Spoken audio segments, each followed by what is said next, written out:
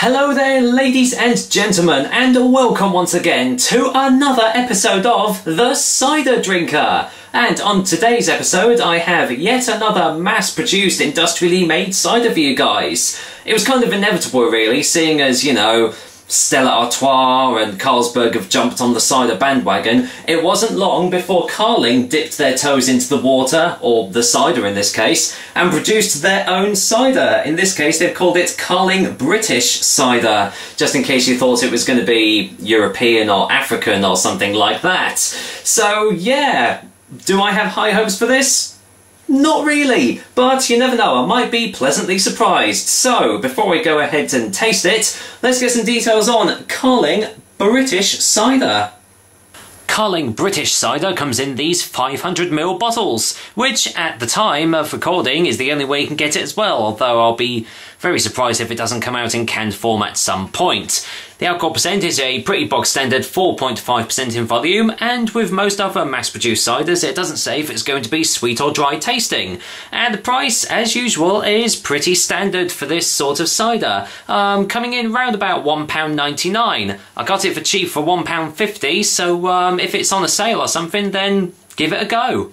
Now, the one thing that I will say about the Carling ad campaigns that they've done is they've labelled it as the most refreshing cider ever, which is a very bold claim, actually, because there have been some very refreshing ciders that I've had on this show. So will it live up to that expectation? There's only one way to find out, isn't there? But anyway, let's have a look at the bottle. Well, pretty standard, going for the whole clear glass and everything. And as you can see, it says, refreshes to the core. Now, you'll notice that there doesn't seem to be a lot of other writing on here, and that's because they've made it really, really fine print on here, as though they're trying to disguise the fact that this isn't a very good cider. But it says, clean, crisp cider with a hint of sweetness.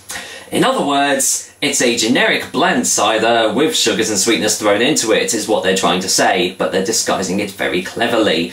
And once again, it's not suitable for fat women. Aw, sorry fat women, you're just not getting a good rep here, are you? Produced in Herefordshire for Molson Coors Brewery. Would you have it any other way? So, without any further ado, let's go and crack this top open and see what I make of Carling British Cider. Probably not a lot. I do like the top on it though, that's quite cool. Might keep it, might not. I don't actually collect bottle caps, but you never know, might make the exception. Let's go and get a whiff in the bottle. And you're just getting, instantly hit with massive, massive amounts of sulfites. To the point where I'm not actually getting any other aromas out of it, so I reckon I'm just going to have to go and get this into the glass straight away just to see if there are actually any apple tastes that I can get off it. Probably not. You know what it's like with these industrially made ciders? They talk the talk, but most of the time they can never walk the walk. You never know, this might be different. So in case you didn't see it in the bottle, this is what Carling British Cider looks like. Pretty generic really, hefty carbonation as you can see there. Bubbles all whirling all the way up to the top there. A lot of fizz, as you can see. But yeah, it looks like a pretty generic cider, really. Actually, from where I'm standing, it looks a little bit like a sample as well. That's great. Let's get a whiff in the glass now.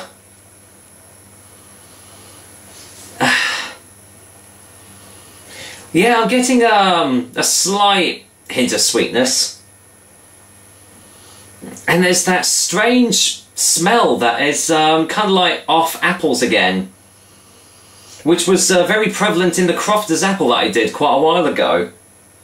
That doesn't really bode well, to be honest, but you never know, it might taste phenomenal. So, without any further ado, cheers guys, and here's to Carling British Cider.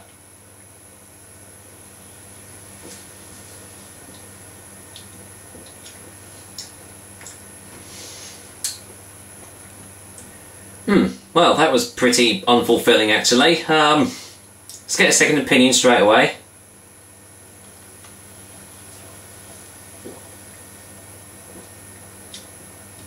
Wow. The first thing that you're hit with is just the absolute texture of it. It's thick almost to the point of gelatinous. I mean, I've had some quite thick, syrupy ciders in my, in my time doing this show.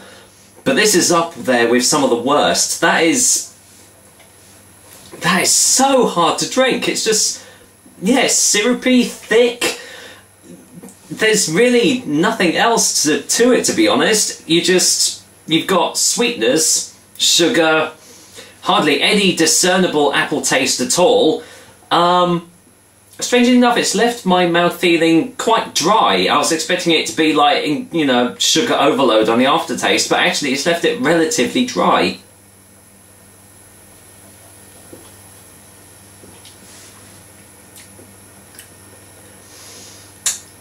But apart from that, this is a really bland drink. There's just no discernible flavours at all. You just get that really thick consistency at the start, and then you're left with nothing, just a little bit of dryness at the back, and a complete clogging up of the throat, thanks to all the sugars and crap that they've added into it. So, I think if I had to describe this cider in one word, it would have to be unfulfilling, definitely. I can't really say much else about it, because that's all you're getting, so let's go straight to the final taste before the final verdict.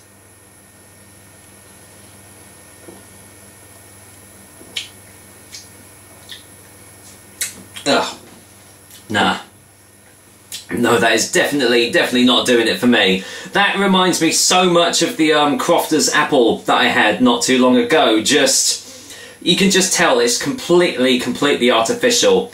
Absolutely no apple taste at all. If you can get apple from this drink, then I'd like to hear it, because I bloody can't get it. All I'm getting is massive amounts of sugar, massive amounts of sweeteners, a completely awful thick syrupy gelatinous consistency at the start, and then you're just left with a really bland aftertaste with no flavours at all.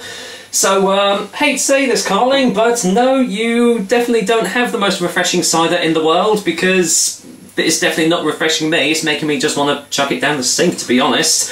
So, for a final verdict, Carling British Cider gets a 3 out of 10. I can kind of see, I say normal people, but I can see why some people would want to give this a go, because hey, it's Carling, I've had their lager, it's really nice, so I'll try their cider out, and then they're going to be wholeheartedly disappointed and just go back to the lager. So if you want a really nice tasting cider, don't bother with this one, give it a miss. As I said, I bought it for £1.50, and that was when it was on offer, which to me is still quite dear for this sort of stuff.